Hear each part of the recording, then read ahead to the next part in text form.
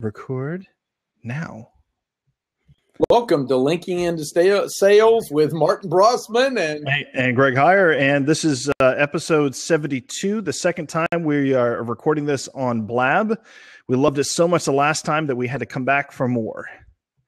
Excellent. Exciting. We're going to cover some changes to LinkedIn on Linking into Sales today. And looking forward to, we have a few guests jumping in, making some comments. That'd be great as well. Yep, absolutely. We definitely want to take the questions, and if anybody wants to hop in the open seat, by all means, please come in and let's have a fun discussion. But we're going to keep this kind of short. We're going to keep it to about 20 minutes. So I think probably about 9:40 p.m. we'll probably wrap this one up, and so we can get this. See the moon. Yeah, through the clouds, right?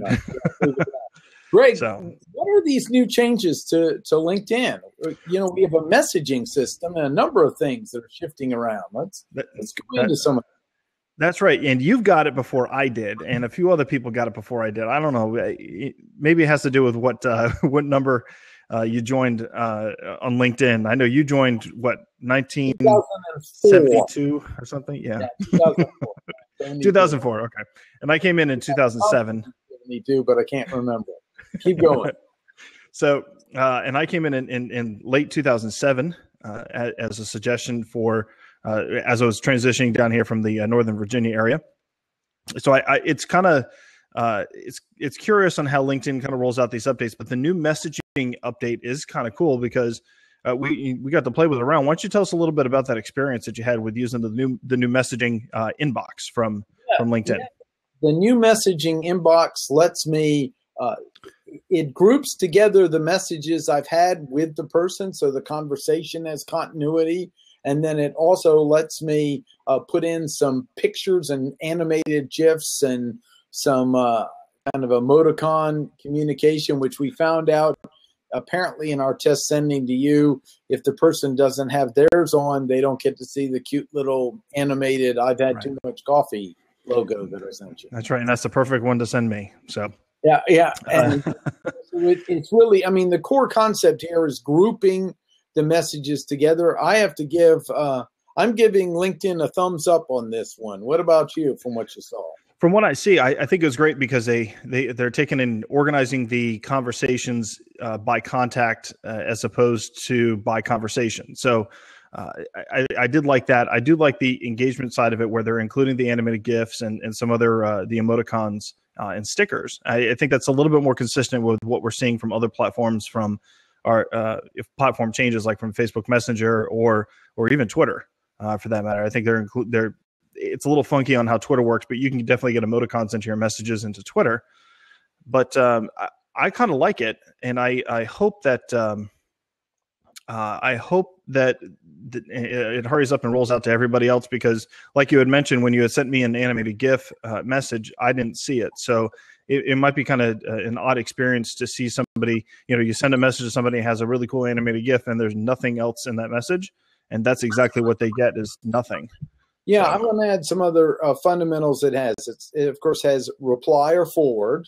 It has the ability to add a picture and a paperclip. I assume that means a document. I don't know the size limits on this or what that might be.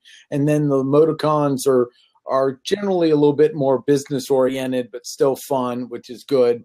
And then you have an option to press enter to send or to be able to click the send button. Now, I like the send button because I like having several lines when I send, but it gives you two ways to be able to send it. And I think those look pretty good to me, and it's been working. Go ahead. No, I think that it should make it much easier for social sellers as well who do rely on their LinkedIn inbox to take and quickly get back to conversations and see the most recent ones at the top. But I think this is a lot of what we're starting to see now is just more development from LinkedIn to kind of shift over to this social CRM, social network kind of concept where you can take and continue to manage your contacts inside of LinkedIn instead of third-party platforms. So now, I want to add something to it. I'm still copying the most important messages into my social CRM, which for me is Nimble, Mm-hmm. just to make sure I have that extra record over there. Now, that's a little extra step, but if it's an important communication, I'm not going to just fully trust LinkedIn for the most key. But simple ones like you and I sending a message back, scheduling something, that's not a problem. So that's just the added point I wanted to add to it. Yeah, I agree. Well, without the integration that LinkedIn and Nimble used to have, without that, it does make it a little bit difficult to take and keep a record of those messages and those conversations that are happening outside of LinkedIn. But I think that LinkedIn, as they're continuing to grow and become this larger mega social network, that I think that we're going to see that they're going to want to try and close down the ecosystem, which they have done over the last few years by, kicking out CRMs, kicking out developers, and focusing in on just a couple social networks, CRMs. But there was something as well that was kind of interesting. Last month, there was a couple blog posts that ended up coming out saying that LinkedIn and Salesforce were going to be cutting ties. So, and this could be because Salesforce is actually, I think they rolled out a new social CRM kind of thing, which is Salesforce IQ. I've been seeing them in my Twitter feed. They're heavily promoting that product, but I think that's their kind of answer a little bit to what LinkedIn is doing. So if they can cut the integration between the two, or cut the close ties, it'll be a less competitive of a situation. So I don't know. It's hard to see what they're doing out there. Not willing to play with others gets a thumbs down for me. So I just want to let them know. They lost a few points in trust when LinkedIn does stuff like this. So yes. They need to know we're listening, we're the customer, not that we aren't still using it extensively, but that was a point dropper for me. Yeah. Well, going back to this whole mega social network concepts, we have a couple mega networks, right? So we have LinkedIn, you have Twitter, you have Facebook, Google Plus. I mean, I think Google Plus is starting to find its way out of the mega section, but which is unfortunate because it is a good platform to use. They just keep on getting a bad rep. Well, yeah. If you want a place to have a conversation without lots of ads or knowing too much about your uncle, right? Then you go to Google Plus, right? Now, there was this article that someone had written up on LinkedIn and LinkedIn Pulse that had actually talked about the market network concept and how you're starting to see more of these profession-focused type social networks, such as like House, for example, which you can go in and look everything related to a house, as well as find contractors and such to help you with building your dream home or making those great additions to your home. And there's a number of others out there. There's one for event planners where they can take and connect with event venues and caterers and all this other stuff. Everything is really geared around that event manager. And when you think about the market-based social networks, and I ran one for a little while that was acquired earlier this year, and which was based on an economic region, economic boundary instead of a profession. But this is how you kind of nibble away at the big mega networks. Kind of like it's the Walmart. It's how do you attack Walmart approach, right? So you think of Walmart when you look at all the different departments that they have inside their store. They have, you have grocery, you have school supplies or office supplies, you have electronics, you have home goods, you have the pharmacy and all this other stuff. And how do you nibble away at that business? And you focus on one department and you create a better experience around that one department, such as Bed Bath & Beyond or Toys R Us or Harris Teeter or Office Depot or Walgreens. Any of those stores, they all, if you combine them all together, sure, you make a Walmart, but it's a lower quality experience because they're trying to cater to a lot of people. But when you look at these niche stores, right, like Bed Bath & Beyond, they're catering to a fairly affluent customer who has a need to purchase higher quality. They want a better product selection and that sort of stuff, right? So the concept of a market social network is incredibly enticing. And I think that social sellers have to keep this in mind too, because if they're selling into a specific market, then they have to look for these social networks as well and go beyond LinkedIn and try targeting, because they're going to find their very specific buyer, a very specific person inside of those social networks. What do you think? I agree. I think there's room. The bigger the system gets, the more holes that develop. It's kind of like Swiss cheese getting bigger, and the entrepreneurs can find those little holes to compete. And I love it. That's the system working well. So look for the holes and fill the voids. And the product that I use, Nimble Social CRM, is not as big as something like Salesforce, and it fills a hole of a $15 a month system that lets me get enough social data in and interact that I am more than happy for my need to move off of a bigger platform of Salesforce. Now, Salesforce is great for its larger applications. So, yeah, I agree entirely. Well, right, but when we've talked with John Ferraro over at Nimble, he's also said that his platform is more of just it is a complement for those who do use CRM, like Salesforce or Oracle or some of the others out there, and it's a good system that's designed for the salesperson or for the individual to kind of keep a record of their own contacts, but then also be able to sync that back with the CRM like Salesforce. So it is a good complement for the social seller, and it does take a look at a niche way in which like CRM is not fulfilling that, which is why we're seeing a whole bunch of CRM sort of pop up from everywhere. There's if you want a e-commerce type CRM, you take a look at Agile, or you look at what Bronto's doing. There's a bunch of others as well. Realtors have their own. They have a number of different ones as well. Brightdoor, I think, is one, or even Realtor.com, I think, has some CRM features to it. So. Great. So I want to move on. Some of the other things you see are changing and developing with LinkedIn too. Well, I saw one. Well, this is kind of a small thing, but it's more of a how LinkedIn looks and feels, and how they're kind of rearranging some of the menus.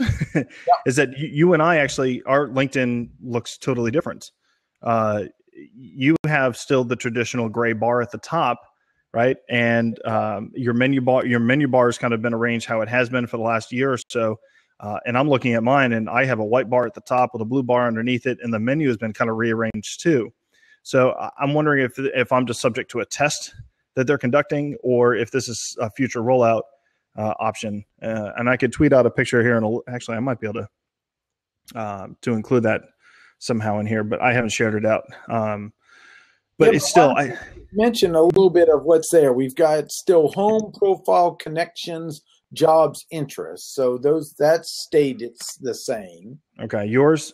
So mine says home, profile, my network, jobs, and interests. And right, so I think that's the one menu that changes, where it says my network now. Underneath there, it says connections, invite connections, help, or people you may know, and then find alumni. So those are that's what I'm seeing. Like under my connections, it says keep in touch, add connections, alumni. Mm-hmm. Interesting. So there's definitely some changing going on. Changes going on there. Yep. So that's not too significant. I don't think there's. I mean, as far as other changes that have been rolling out, I mean, LinkedIn is trying out this new. Like the top 30 folks under 40 or under 35 or something like that. So neither one of us kind of make that list, but they're trying out highlighting some featured people that are on LinkedIn that have made significant contributions to their profession. So they're starting to launch that. I'm not sure how that's taking off, but it's kind of interesting to see how LinkedIn is kind of identifying some of the people that are using LinkedIn and how they're using it to be successful. Yeah, I agree. I like them finding new ways to acknowledge people in different subgroups instead of just the absolute top areas. So I'm going to give this a thumbs up with their work on it. Yeah, I think it gets more millennials involved in it, because I think that's what they're trying to target, is keep millennials involved in in using LinkedIn, which is, I mean, I like it. I think it's a great platform, and hopefully, more millennials are out there using it.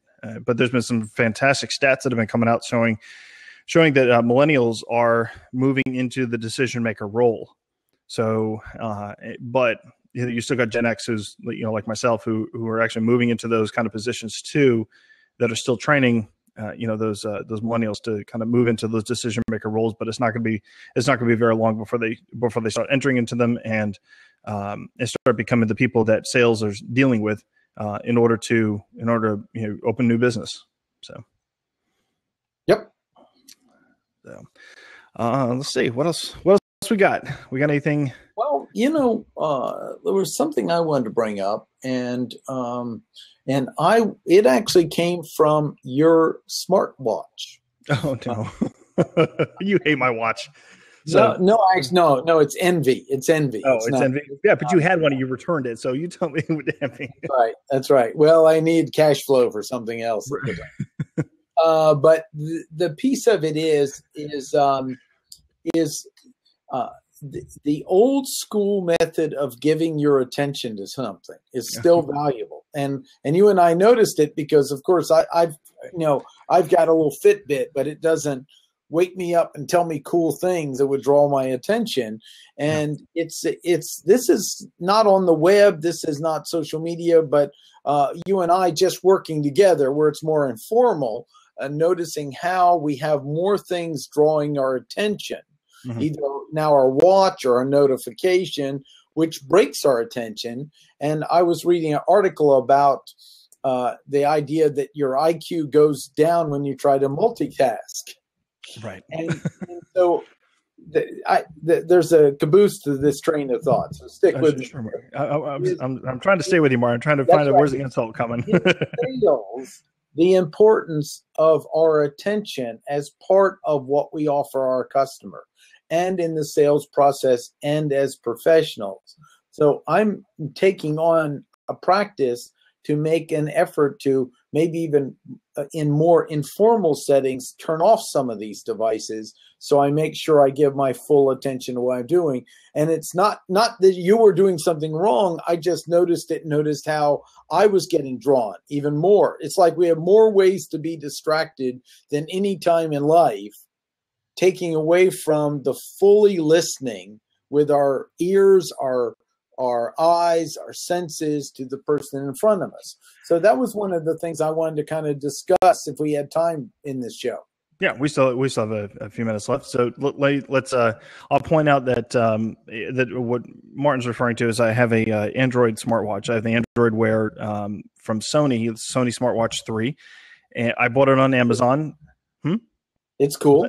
It's cool. I love it. I think it's great. And what I kind of relate it to is if you've ever tried out Google Glass, it's just like, aside from having the camera, I have all my notifications are coming to my wrist, which to me says I may be saving battery life because I don't have to check my phone all the time because I do get a ton of email and other notifications from social networks and things like that. So now instead of me checking my phone, I can check my wrist. But what I found is that what happens is that exactly, the old cliche of checking your watch while you're having a conversation with somebody that indicates you need to hurry it up. Well, that perception comes across every time I get a notification because I'll go down and look at my watch and people are thinking, oh, is he checking the time? Am I not talking? And I've had people who have actually said, I think you got a few more minutes, right, Greg? So, or Martin will say to me, Greg, you need to take that off. There's a thankfully, and it's pretty easy to get to a quick notification or a quick setting that I can go to that flips it to no notifications. So it shuts off notifications. My phone will stop vibrating. My wrist will stop moving and I can get things done. But I love it. And I come back and I'm like, oh my gosh, I got 20 emails I got to go through. So, but definitely using that going into meetings, I think that is something very important to keep in mind. I know salespeople who will leave their phone in their car and they will not take it with them into a meeting. I think today that's a little hard to do that because we do so much on our phone, whether it's setting appointments or checking a document or maybe even giving a slide presentation. A lot of this stuff is done from a mobile device. We just got to be cognizant of the fact that you can't let those notifications get in the way. And I'm glad I'm figuring this out now early on, as opposed to, later when everyone is going to be, though a lot of folks probably wear the smartwatch at some point, whether it's from Apple or from Sony or from Motorola or whoever. But yeah, I think they're extremely helpful, but I think that they can be a distraction at some point if you're getting too many notifications. And the concept I was thinking about is it's similar to the handwritten note now carries more weight than it used to because you don't see as many. The giving of your full attention in not as critical environments is going to become another competitive advantage. Now, of course, if you're having the most important meeting with your customer, I'm sure you're going to be turning off your phone and so forth. But the problem is if you get accustomed to having them in not as important meetings, it's easy for it to slip into the other. So that was kind of the discussion I wanted to have, is just it's interesting how some of the older things are now giving us a competitive advantage, showing up on time, checking your message, giving your full attention, writing a note. And it's kind of neat how the old and new are merging and how some of these are giving people an advantage by standing out. I got a handwritten note from a group I did some consulting with, and they all signed it. It was a nice little card. It was real. I mean, it's going to be kept. They could have sent me an email to do it, and they just moved up a little bit. If they wanted some more questions or something came up, they're a higher priority than they would have been otherwise. And this was someone who hired me to work with them, that they felt they got a little bit above and beyond. So that's why I thought it would be a good thing to bring up, because we have more smartwatches coming out. Of course, I am going to go for one at some point, so I'll have one. And we have more ways to disrupt our attention. So viewing your attention as a competitive advantage to be able to make sure you give it. So that was my point. Yep. Well, I think that it can, this kind of a tool, it can be a distraction, but you have to use it as a tool and just know when to use it. And I think as more and more salespeople are out there looking and considering having a smartwatch, for one, it is a great conversation piece. I've had a number of people who've asked me, "Oh, do you have the what is the Apple Watch?" And I'm like, "No, this is the Sony one." Oh, okay. They're all disappointed. Like, man, it's not Apple. Right. It's not Apple without of it. Yeah. Apple's late to the game. So as far as I'm concerned, and their stuff is a little overpriced, but at least for their smartwatch. But I like my Sony watch personally. I wanted to use it a lot for fitness, but also getting the notifications through it. But I think that as more, like I'll get notifications when we had Mick Lernot from Sales Prodigy on a couple episodes ago. I had mentioned on that show that I was able to get notifications as to when somebody was tweeting one of the keywords I was following via his app. So I got a notification right on my watch, and instead of me having going to check my phone, it's coming right to my watch, and it actually, I think it may have saved me a couple seconds to say, okay, well, do I need to check that? Do I need to do I need to react right now and engage in that conversation? And it actually helps you with making decisions, I think, a little bit quicker than waiting to go through a phone and that. So he was kind of surprised to see the notifications are coming through on the smartwatch too. But I think that was just something that's built into the API of Android Wear.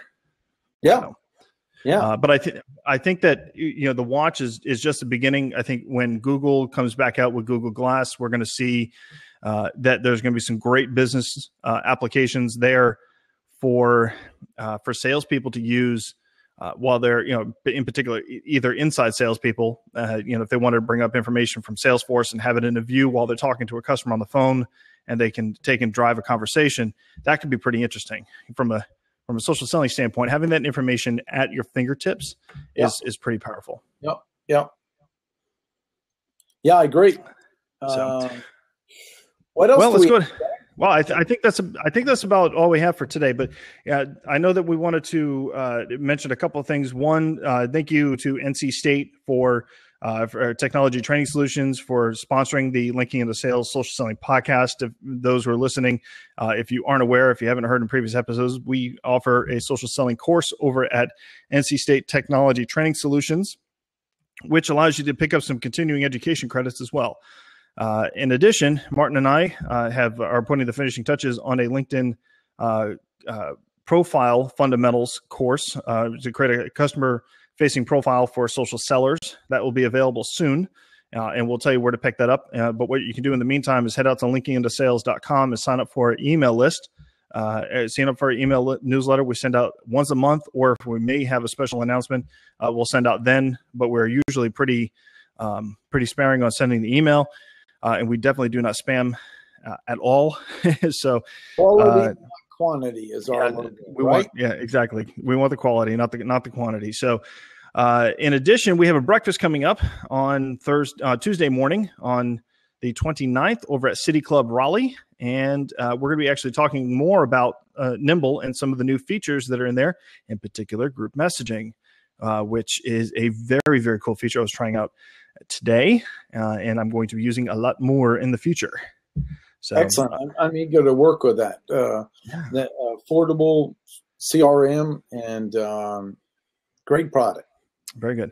All right. Well, so let's. I think this just about wraps it up. Excellent. This is Martin Brossman and Greg Heyer, and you've been watching Linking into Sales, the social selling podcast and training resource for all sales professionals all across the globe. Follow us on Twitter. Follow us on. Subscribe to us on YouTube. Catch us when we have a blab. Come out, like our Facebook page, join our LinkedIn group, and I think we're on Google Plus too. So add us to your circle. All right, everybody have a great day. Great.